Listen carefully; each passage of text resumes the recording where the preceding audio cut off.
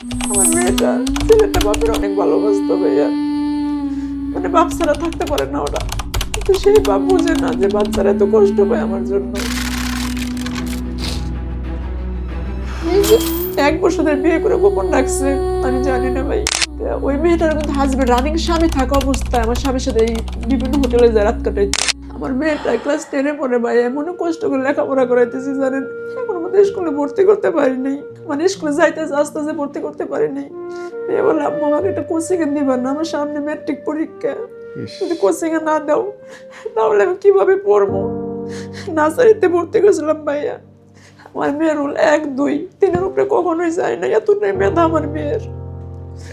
সেই মেয়ের সামনে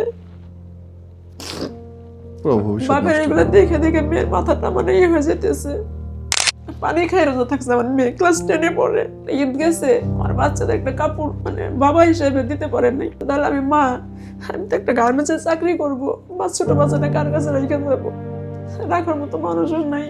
আমি তুমি তো বিবাহিত, যে ভালোবাসাটা আমার স্বামীকে দিচ্ছ তুমি, এটা তোমার হাজবেন্ডের দাও, তোমার সংসারটা সুখী হইব, টিকে যাক না। আমার হাজবেন্ডের সাথে আমি সুখী না দেখেই তোর পাশ ধরছি। আমি বলতে তুমি আমার সংসারে ধ্বংস করে দেবে, তোমার বাচ্চা দুইটা বাপ ছাড়া হইতেছে, আমার বাচ্চা দুইটাও তো বাপ ছাড়া, কয় না বাপ ছাড়া হবে, কত বাপ আছে, তুমিও থাকবো আমিও থাকবো, মানে ও থাকবো আমিও থাকবো। ও বিয়ে করে আপনার হাজবেন্ডকে রাখবেই, ছাড়বে না? না, ছাড়বে না। আমি তো মরে যাবো, মরে গেলে আমার বাচ্চা দুটো কে দেখবে? আমি তো মরার রাস্তাতে ফিরে আসছি ভাই, আমি তো মরতে চাইছিলাম একবার।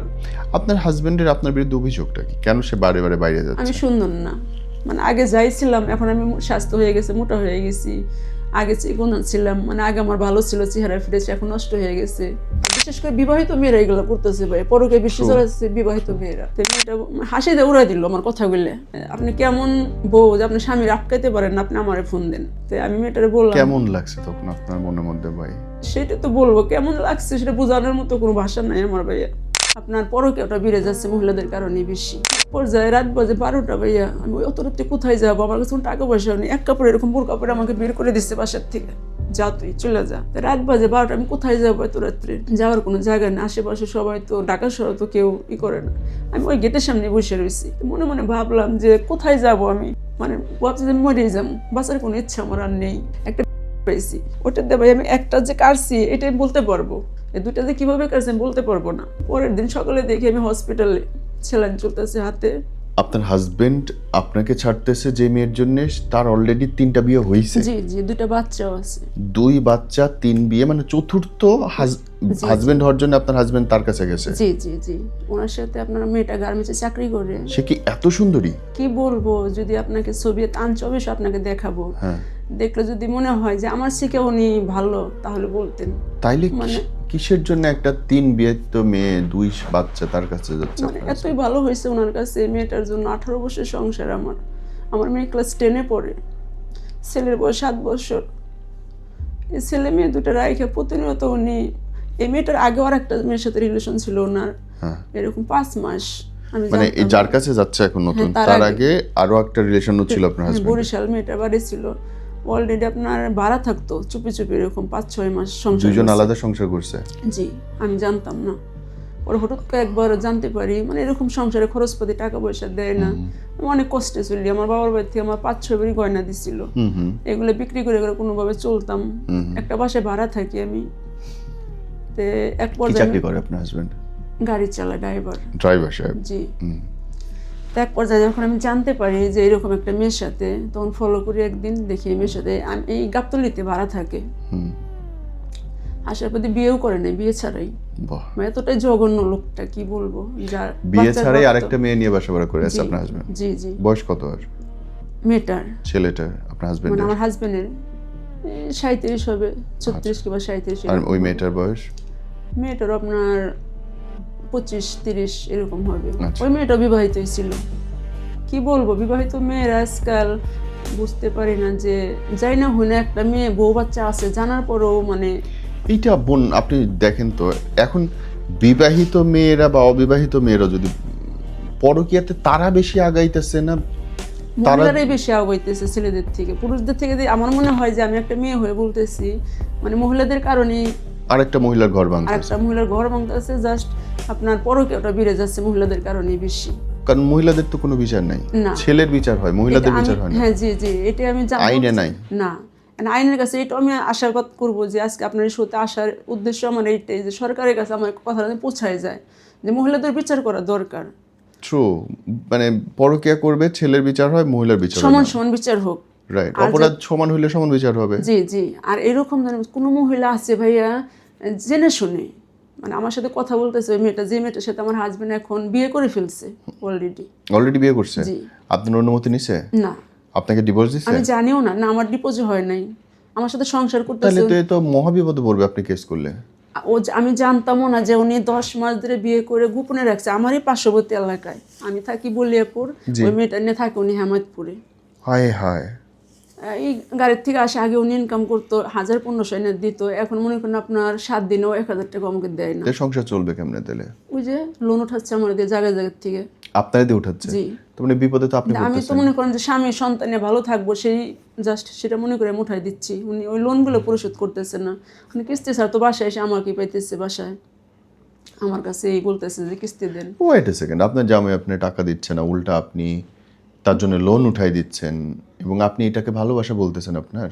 ভালোবাসা বলতে এখন বললাম 14 বছর বয়সে বিয়ে হয়েছে আমার, 2টা বাচ্চা হয়ে গেছে, মেয়ে ক্লাস 10-এ পড়ে, ছেলেটা 7 বছর বয়স। আপনি কি কাজ করেন? আমি কোনো কাজ করি না। কেন করেন না?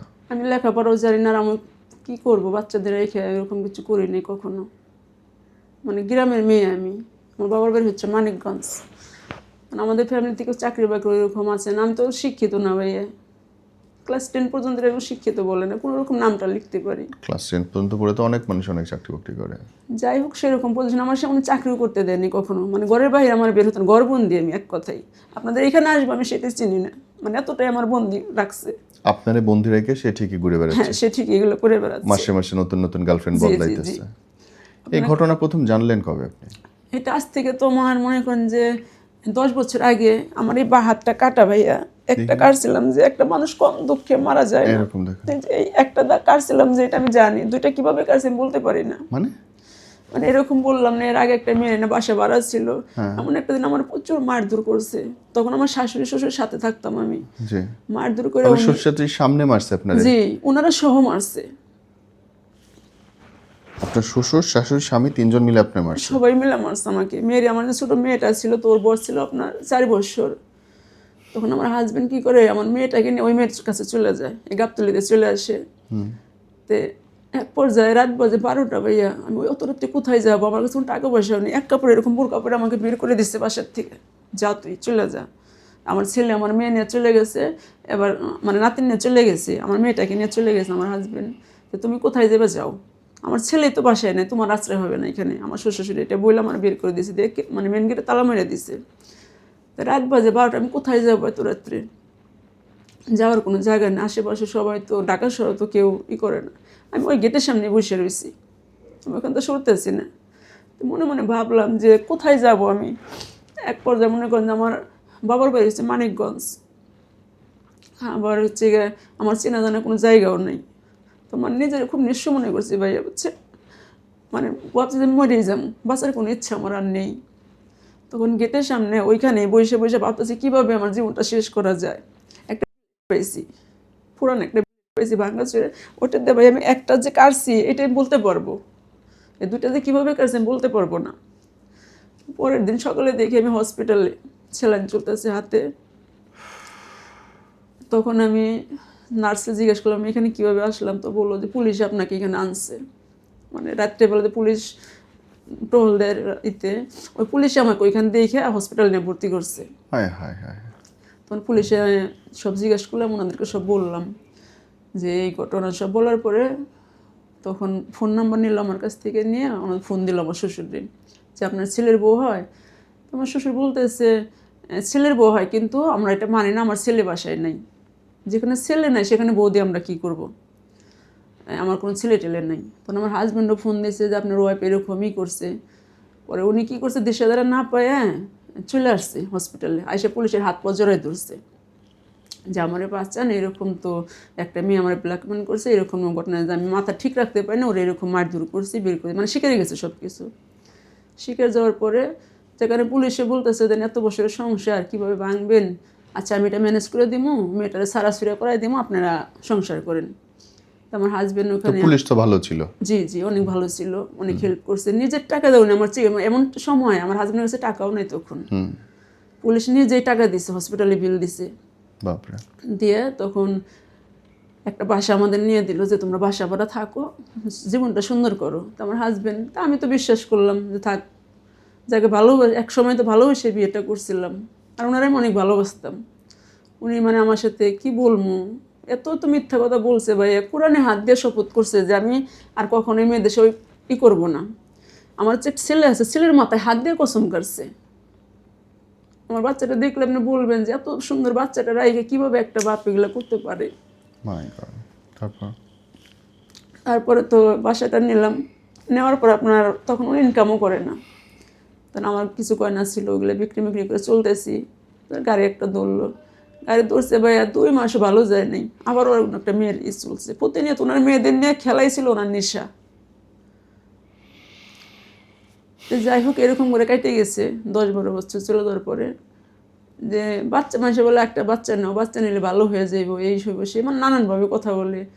তখন যাক আল্লাহ আমার একটা পুত্র সন্তান দান করলো। এখন বাচ্চা কয়টা আপনার? এক ছেলে এক মেয়ে, মানে মেয়ের 10 বছর পরে ছেলে হয়েছে। তো ছেলেটা হওয়ার পরে আপনার হাজবেন্ডের আপনার বিরুদ্ধে অভিযোগটা কি? কেন সে বারে বারে বাইরে আমি যাচ্ছে? সুন্দর না, মানে আগে যাইছিলাম, এখন আমি স্বাস্থ্য হয়ে গেছে, মোটা হয়ে গেছি, আগে চিকন ছিলাম, মানে আগে আমার ভালো ছিল, চেহারা ফিরেছে, এখন নষ্ট হয়ে গেছে, মানে কি বলবো, মানে নানান অভিযোগ আমার প্রতি। আচ্ছা ভালো না, তুমি বিয়ে করবা তো একটা বিয়ে করো, নাই আমাকে ছেড়ে দাও, আর না হয়তো আমার সংসার ঠিক মতো চালায়, তুমি যা মন চায় তাই করো। না, উনি তো আমার ঠিক মতো চালাইতে হচ্ছে না, আমার বাচ্চাদেরকে ভরণ পোষণ দিতেছে না, উনি বিভিন্ন মেয়েদের সাথে ঠিকই ও মেয়েদের চাহিদা পূরণ করতেছে। তাহলে এখন ভাই আমি কি করব, একটা মেয়ের কি করণীয় আছে? আবার যে মেয়েটা উনি বিয়ে করছে ওই মেয়েটা চাকরি করে গার্মেন্টসে, ওই মেয়েটা যখন আমি ছবিগুলো আপনাকে দেখাবো, আমি ছবিগুলো, তা আমি জিজ্ঞাসা করলাম, মেয়েটারে ফোন দিছি, নাম্বার পায়, আমি দেখো আমার হাজবেন্ড কিন্তু খারাপ, এরকম রকম অনেক মেয়েদের সাথে এরকম সম্পর্ক ছিল, আমি অনেক কষ্ট করছি, বোন তুমি এই সংসারে ঢুকো না, যাই না হয় না আমার সংসারটা ক্ষতি করো না, ভাঙো না তুমি। তো মেয়েটা হাসিতে উড়াই দিল আমার কথাগুলো, মানে যে আপনি কেমন বউ যে আপনি স্বামীর আটকাইতে পারেন না, আপনি আমারে ফোন দেন। তো আমি মেয়েটারে বললাম, কেমন লাগছে তখন আপনার মনের মধ্যে ভাই? সেটা তো বলবো, কেমন লাগছে সেটা বোঝানোর মতো কোনো ভাষা নাই আমার ভাইয়া। ও কেমন মেয়ে? ওই মেয়েটাকে আমি বলছি, দেখো বোন আমার একটা মেয়ে আছে, একটা ছেলে আছে, তুমি আমার সংসারটা নষ্ট করো না। আমি ভাইয়া ওই মেয়েটার এমনও বলছি, আমার হাজবেন্ড স্যার আমি থাকতে পারবো না, আমার বাবা মা কেউ নাই, আমার হাজবেন্ড স্যার আমার কেউ নাই, আমার হাজবেন্ড খারাপ কিন্তু তারপর ওর সাথে আমি থাকতেছি, আমার যাওয়ার জায়গা নাই। আমার মেয়েটা ছেলেটা বাপের অনেক ভালোবাসতো ভাইয়া, মানে বাপ ছাড়া থাকতে পারে না ওরা, কিন্তু সেই বাপ বুঝে না যে বাচ্চারা এত কষ্ট পায় আমার জন্য। এই যে 1 বছর ধরে বিয়ে করে গোপন রাখছে, আমি জানি না ভাই। তো ওই মেয়েটার কিন্তু হাজবেন্ড রানিং স্বামী থাকা অবস্থায় আমার স্বামীর সাথে এই বিভিন্ন হোটেলে যায় রাত কাটাইতো, সেই ছবিগুলো একটা এতে রাখছে, ছবিগুলো আমি দেখে ফেললে আমার হাজবেন্ডের ফোনে, দেখার পর ওনারা বললাম দেখো এগুলো তুমি ঠিক করতেছো। আমার হাজবেন্ড বলতেছে আমি ভুল করছি আর করব না, মানে ওই একই কথা, ধরা পড়লে ভুল করছি আমি আর করবো না। তা মেয়েটারে বললাম, ওই বললামই তো যে তুমি এরকম আর করো না, দেখো আমার হাজবেন্ড এরকম রকম, ছেড়ে দাও পিছু। মেয়েটা আমার বলো তুমি কেমন বউ, তোমার স্বামী আটকাতে পারো না, তুমি আমারে ফোন দাও, আর তোমার স্বামী তোমার কাছে যেটা চাই তুমি তো সেটা দিতে পারো না, এই জন্য তোমার স্বামী আমার কাছে আসে। আমি তোমার তো স্বামী আছে, ওই মেয়েটারও 2টা বাচ্চা আছে, দেখো তোমার স্বামীর সন্তানে তুমি ভালো থাকো, যা হয়েছে এই পর্যন্তই, আমি আমার স্বামীর সন্তান নিয়ে থাকি, তোমাদের কিছু টাকা পয়সাও লাগে আমি যে কোনোভাবে দেবো, তুমি কোনো ইচ্ছাও, কারণ আমার কিচ্ছু চাই না, আমি তো স্বামীর সাথে বিয়ে করে সংসার করবো। তো সংসার করে আমি তো এটা তো হইব না, ও নাই আমাকে নিয়ে থাকুক না তো। যাই হোক মেয়েটা আমার তো জঘন্য জঘন্য কথা বলছে ভাই, ওগুলো বলার ভাষা নাই। যাই হোক আমার হাজবেন্ড বলতেছে না রাস্তার মানুষ রাস্তায় গেছে, ওর সাথে কোনো সম্পর্ক নেই, অথচ ওই মেয়েটারে গোপনে সে বিয়ে করে অন্য সংসার করতেছে। মাই গড। আপনার হাজবেন্ডকে যখন বলছেন যে এটা কি হইতেছে, কি সমাধান চাও, কি বলে সে? আমার হাজবেন্ড বলছে আমি ভুল করছি, আমার জাদু করছে, এই করছে সেই করছে, নানান বাহানা দিছে। জাদু করে বিয়ে? জি জি নানান বাহানা দিছে ভাইয়া, কিন্তু আসলে তো না, আমি তো জানি ওনার মনে শয়তানি। আর উনি এখন আপনার হাজবেন্ড কি চায়? এখন আমার হাজবেন্ড বলতেছে যে ওই মেয়ের আমি সাইডে দিমু, এই করবো সেই করবো, মেয়েটার সামনে আনে না ভাইয়া। সামনে একদিন আমি গেছি যে বাসায় থাকে ওই বাসা পর্যন্ত গিয়েছি, যা মেয়েটারে দেখলাম। তো মেয়েটা আমার দেখে বলতেছে যা হবার হয়ে গেছে, আমি আমার মতো আছি, তুমি তোমার মতো থাকো, তোমার বাসায় তো যাবো না। আমি ওর সাথে মানে ও বিয়ে করে আপনার হাজবেন্ডকে রাখবেই, ছাড়বে না? না, ছাড়বে না। কি খারাপ যে মহিলা। আমি কই দেখো আমার মেয়েটা ক্লাস 10-এ পড়ে, মেয়েরও তো একটা মান সম্মান, বাবা খারাপ, বাবা একটা অবশ্যই। বিয়ে করছে, তুমি ওর পাশ বাদ দিয়ে দাও, হ্যাঁ, মানে এটা কখনোই সম্ভব না। আমার হাজবেন্ডও লাস্ট পর্যায়ে বলছিল দেখ তোর যদি কিছু টাকা পয়সা লাগে দে, তুই ছেড়ে যা। কিন্তু আমার হাজবেন্ড আমার মুখে বলতেছে এক কথা, পিছনে যাওয়ার মেয়ের হাতে পায়ে ধরে মেয়ের সাথে আবার সম্পর্ক ঠিক রাখছে। সম্পর্ক টিকে রাখছে। তাই কি বলবো ভাইয়া, এই কথা বিষয়টা এখন মানে আমার এমন পর্যায়ে আমার হাজবেন্ড আমার ফালাই রেখে গেছে, আমার 2টা বাচ্চা নিয়ে, মানে বিভিন্ন জায়গাতে লোন উঠাইছে, আমার গয়নাগুলো শেষ করে দিছে, মানে আমার কোনো রাস্তা নেই।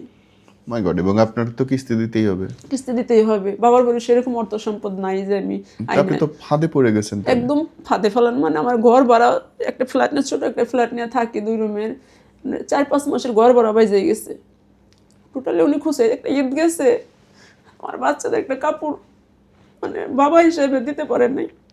আমার ননদ আছে, ছোট ননদ, উনি এখান থেকে 10,000 টাকা সুদি করে এনে দিছে, কয় বছর একটা ঈদ 2টা ঈদে আসে ওদের কাপড় কিনে দে, ওর কাছ থেকে আমরা যে করবো টাকা আদায় করে নিবনি, দিয়ে দিবনি, মানে ভাইয়ের কাছ থেকে। বোনের কথা আবার কিছু কিছু শুনে আমি নিজে হাতেও নিয়ে নিই, ওরাই কাপড় কিনে বাচ্চা 2টার কিছু কাপড় টাপড় কিনে দিছি, একটু বাজার করে দিছে, ঈদ গেছে ভাই। কি নির্মম বাপ।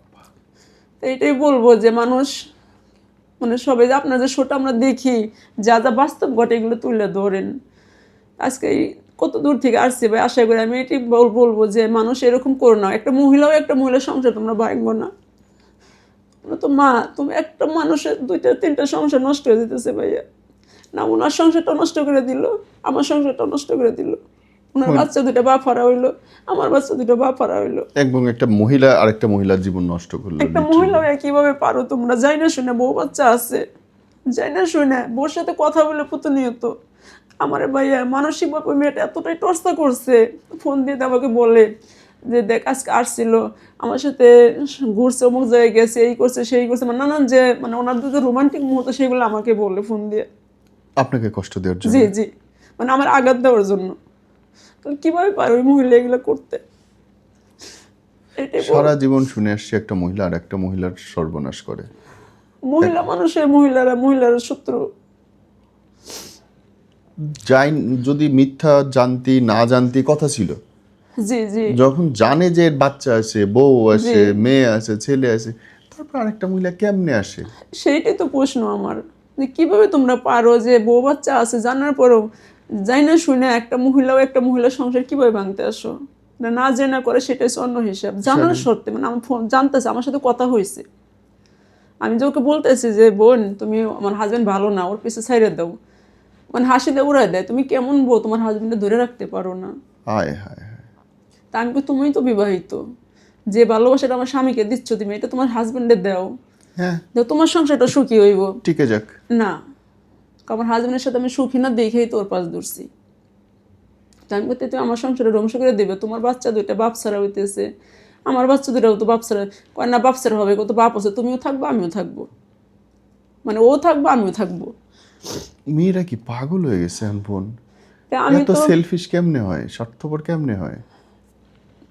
ভাইয়া সতীন দেখে তো আসছিলাম না, আমি তো আসছিলাম এক, আমার অল্প বয়সে বিয়ে হয়েছিল, যার হাত ধরে আসছিলাম সব কিছু ছাইরে। আচ্ছা সেই মানুষটাই এখন বলে আমার চেহারা সুন্দর না, আমি মানে স্বাস্থ্য মোটা হয়ে গেছে, এই নানান কাহিনী অজুহাত।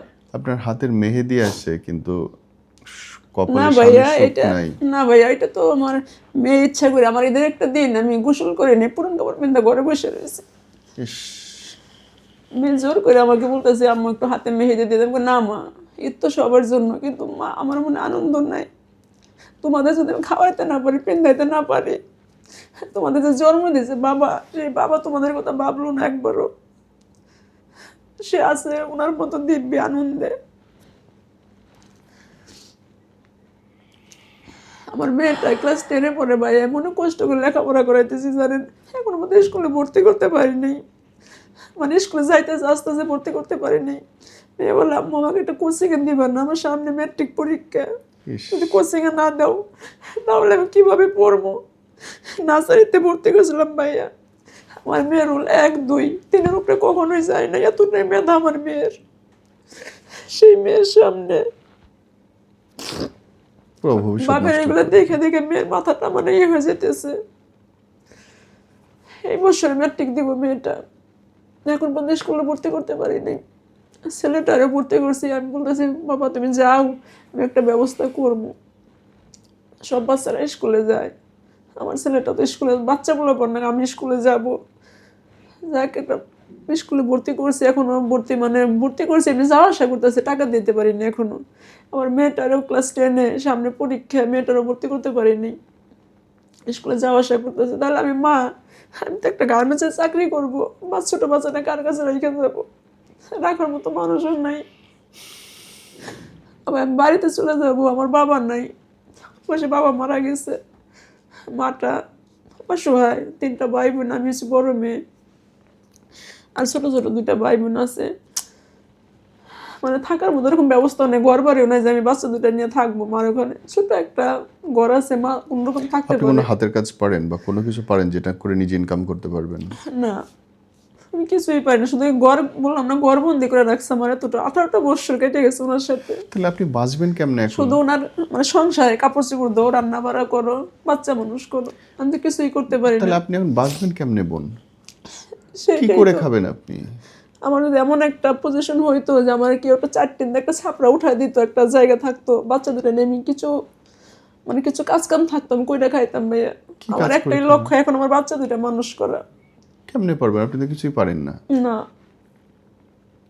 কোনো সেলাই কাজও পারি না, কিছুই পারি না। হায় হায়, তা আমাদের মতো মেয়েদের কি হবে? সারা জীবন ঘর করেছে, বাইরে যাইতে দেয় না, না, মানে একটু মার্কেটে যাবো তো আমাকে যাইতে দেয় নাই।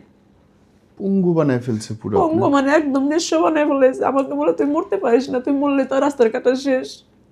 আমি তো মরে যাবো, মরে গেলে আমার বাচ্চা 2টা কে দেখবে? আমি তো মরার রাস্তাতে ফিরে আইছি ভাই, আমি তো মরতে চাইছিলাম একবার, হাত কাটা, মরার জন্য তো হাতটা কাটছিলাম, তো আল্লাহর রহমত আমার বাঁচায় রাখছে।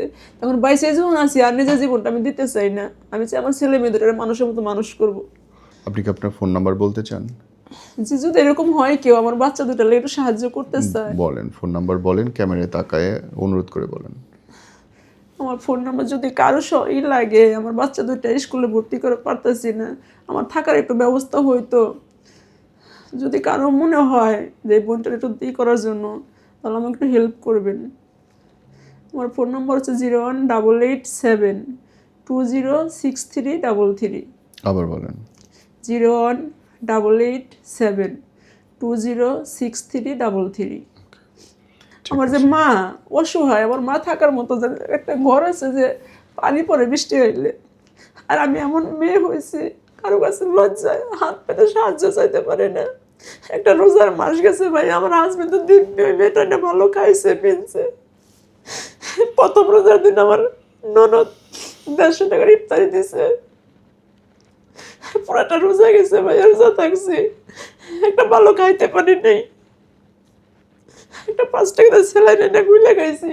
এমন একটা দিন গেছে আমার মেয়ে শুধু পানি খেয়ে রোজা থাকছে, বলছে মা রোজা থাকতে হইব না, কয় না আমি থাকবো রোজা, আমি থাকতে দেবো না। দেখা যে পানি খাই রোজা থাকছে আমার মেয়ে, ক্লাস 10-এ পড়ে।